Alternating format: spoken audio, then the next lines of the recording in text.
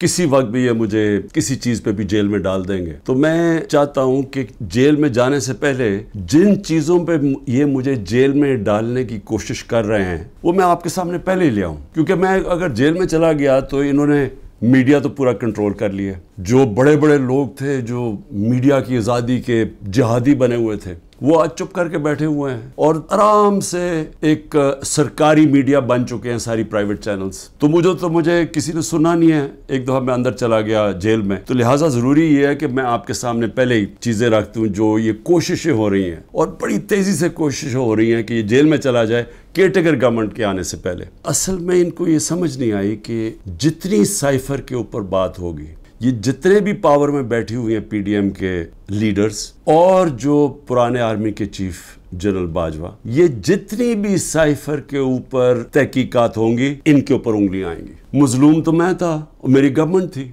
Cipher किसके लिए पैगाम था? वो पैगाम उसी के पास था ना जिसके पास पावर थी, जिसके पास एजेंसीज थी, जो इन सबको भेड़ बकरियों की तरह उधर ले जा सकता था दूसरी तरफ और गवर्नमेंट करा सकता था। वो जनरल बाजवा था। तो मैंने बड़ी कोशिश की तब भी कि इसके ऊपर तहकीकात हो। मैंने पहले एक कमेटी भी बनाई जिसपे जनरल तारिक को हमने उसका हेड बनाया, लेकिन यहाँ इतनी ताकत है एक आदमी के पास कि वो जनरल तारिक जैसे आदमी ने भी कहा कि नहीं जी मैं ये इस कमेटी का हेड नहीं बन सकता। पूरी कोशिश की गई सुपर किंग ने कि किसी ना किसी तरह दब जाए बस साइफर की, इसके ऊपर बात ही ना हो। मैं इसलिए कह रहा हूं कि ये बार बार साइफर को लेके आते हैं तो वो उंगलियां तो उधर ही जानी है सुपर किंग की तरफ। जब कासिम सूरी ने अडजर्न की असेंबली और ये कहा कि साइफर में वाज़ेह है कि मुदाखलत हुई है पाकिस्तान के अंदर, और मैं इसलिए अडजर्न कर रहा हूं कि पहले इसके ऊपर तहकीकात हो, इंक्वायरी हो कि क्या ये साइफर इसके पीछे क्या था। इंक्वायरी में ही तो पता चलना था कि साजिश हुई है या नहीं हुई। तो उसने जब वो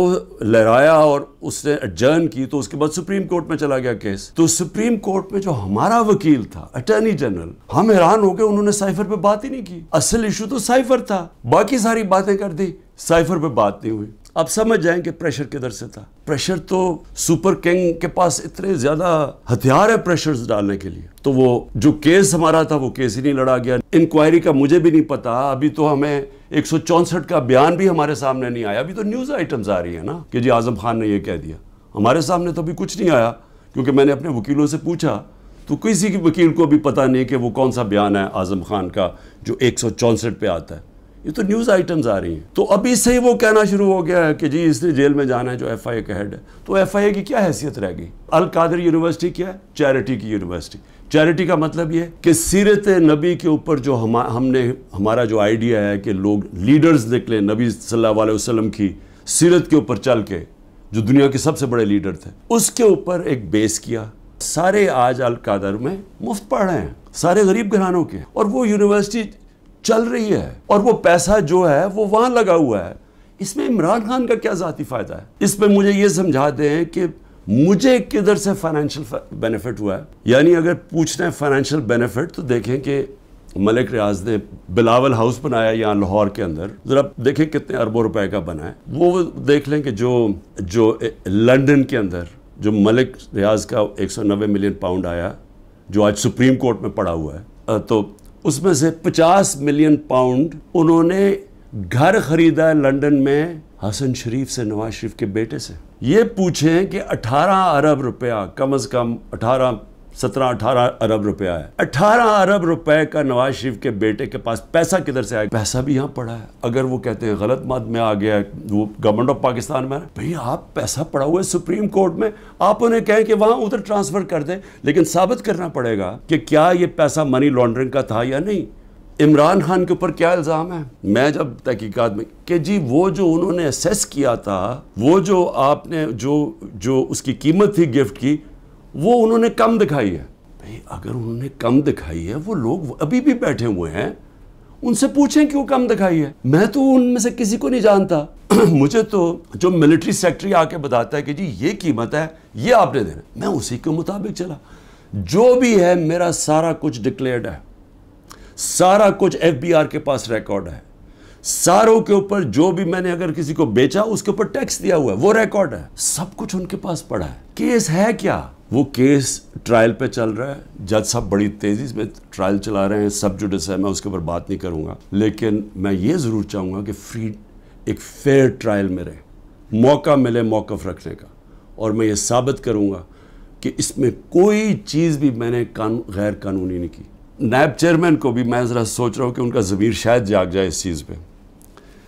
نواز شریف مرسیڈیز سب سے مہنگی گاڑی ہوتی ہے, بی ایم ڈبلیو اور مرسیڈیز مہنگی ترین گاڑیاں ہیں, وہ گاڑی خریدتا ہے جو کہ اس کو اجازت ہی نہیں ہوتی, 6,36,000 روپے میں سب سے مہنگی گاڑی مرسیڈیز 6,36,000 پہ لیتا ہے. پہلے تو کیا اس کی قیمت دیکھی, کوئی مرسیڈیز اتنی سستی آتی ہے, یعنی اس کی قیمت دیکھیں 42 لاکھ, کوئی مرسیڈیز پاکستان میں 42 لاکھ کی آتی ہے, تو اس نے صرف 6,36,000 دیا اس کا. تو پہلے تو چوری تھی کیونکہ آپ گاڑی نہیں نکال سکتے.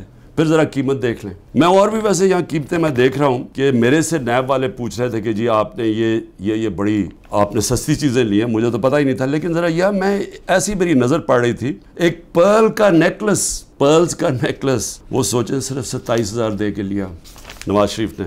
پھر میں رولیکس گولڈ بریسلٹ اور رولیکس 1,10,000 روپے پہ لے کے لیا. ون رسٹ واچ, کارٹیئر کی رسٹ واچ, چھوٹی بھی نہیں, اور وتھ ڈائمنڈز, ہیرے لگے ہوئے اس کے اوپر, وہ جی بڑی مہنگی انہوں نے خریدی 40,000 روپے میں. تو کیا نیب کو یہ نہیں نظر آیا کہ نواز شریف نے چوری بھی کی, ایک گاڑی بھی, اور قیمتیں انہوں نے نہیں دیکھی. زرداری صاحب دیکھ لیں, 3 گاڑیاں نکالی انہوں نے توشہ خانہ سے, 2 بی ایم ڈبلیوز, سب سے جو اس وقت کی مہنگی ترین بی ایم ڈبلیو کی بھی قسمیں ہوتی ہیں 760U, اور بلٹ پروف, یعنی بلٹ پروف کی قیمت آپ سوچ لیں کہ اس کی قیمت کتنی تھی, 10 کروڑ روپے کی. تو وہ انہوں نے ایک بی ایم ڈبلیو وہ نکالی, پھر ایک دوسرا ماڈل وہ بھی سیکیورٹی والی, 2 بی ایم ڈبلیوز, اور پھر ایک ٹویوٹا لیکسس, یہ بھی بلٹ پروف.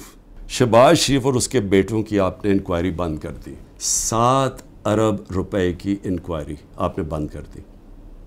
7 ارب روپے کی انکوائری بند کیا کی, جس کے اندر یہ بچ ہی نہیں سکتے تھے. یہاں سے باہر پیسہ چوری کر کے بھجوایا, وہاں سے جس پیسے کی ضرورت تھی وہ انہوں نے ریمیٹنس کے نام پہ لے لیا, اور کوئی سوال نہیں پوچھتا. تو یہ جو شہباز شریف کا سارا پیسہ یہ جو آیا ہے, اس کا زیادہ تر پیسہ جو اس کی دولت میں اضافہ ہوا ہے, انہوں نے پوچھا نا نیب نے کہ جی اضافہ کدھر سے ہوا, جی ریمیٹنسز آئی ہیں. 90% انہوں نے دکھایا یہ جس طرح کہ جی وہ فلانے نے پیسہ بھیجا. جب انہوں نے چیک کیا وہ کون تھا, ایک کوئی پاپڑ والا تھا جو پاپڑ بیچتا تھا, اس نے کوئی کروڑ روپیہ بھیج دیا ان کے اکاؤنٹس میں.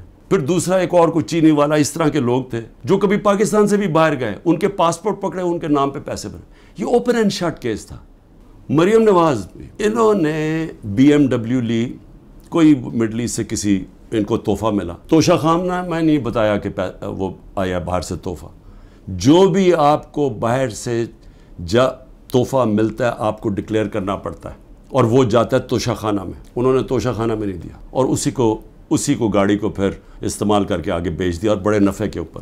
مریم اور اس کے بھائی حسین کے بیچ میں ایک کانٹریکٹ سائن دکھاتے ہیں کہ جی ٹرانسفر ہوا ہے فلیٹ 2006 میں, وہ جس میں وہ سائن کیا, جو فونٹ تھی جس میں وہ ٹائپ آؤٹ ہوا, وہ ابھی آئی نہیں تھی فونٹ, وہ اگلے سال آئی. سیدھا عدالت میں جھوٹ بولا گیا, فراڈلنٹ کانٹریکٹ دکھایا گیا. ابھی تک وہ یہ نہیں بتا سکے کہ یہ 4 مہنگے ترین لنڈن میں محلات جنہیں کہ ان کا پیسہ آیا کدھر سے, ابھی تک کچھ نہیں. لیکن جج صاحب نے پوچھا نیب سے کہ جی بتائیں, وہ تو کہتے ہیں ہمارے فلیٹس ہیں, آپ ثابت کر سکتے ہیں؟ نیب نے کہا نہیں جی ہم نہیں ثابت کر سکتے. چلو جی کیس ختم. زرداری صاحب تو پہلے مشرف نے جب ان کو معاف کیا ان کی کرپشن, تو اس کے اندر سب سے پہلے تھا جو سرے محل, جس کا بڑا شور مچا. سرے محل کے اندر آپ سب جانتے ہیں کہ انہوں نے ایک بہت بڑا ایک ریل اسٹیٹ لے لی, کتنی ایکڑز کی, انگلینڈ کے اندر سرے میں. وہ اینڈ میں جا کے پاکستان نے وہاں کیس کیا. کیس میں ثابت ہو گیا کہ یہ دکھائی نہیں سکتے تھے ان کے پاس پیسہ ہے. تو جب وہ ثابت ہو گیا کہ ان کے پاس تھا نہیں, وہ بک گئی, اور وہ پیسہ پاکستان آنا تھا. تب تک NRO مل گیا, وہ بھی ہضم ہو گیا. $60 ملین پڑے ہوئے تھے سوئٹزرلینڈ میں, وہاں کیس کیا, وہ آنے والا تھا پاکستان NRO میں, وہ بھی 17 ارب روپیہ وہ بھی ہضم ہو گیا. جن لوگوں کو گولیاں ماری, سیدھی لوگوں کو گولیاں ماری, نہتے لوگوں کو, پروٹیسٹرز کو, انہی کے اوپر کیس کر دیا. ضلع شاہ کے گھر پہنچ گئے. جب اس کو قتل کیا گیا تو پولیس کسٹڈی میں اس کو قتل کیا گیا, میرے اوپر 302 قتل کا پرچہ کر دیا.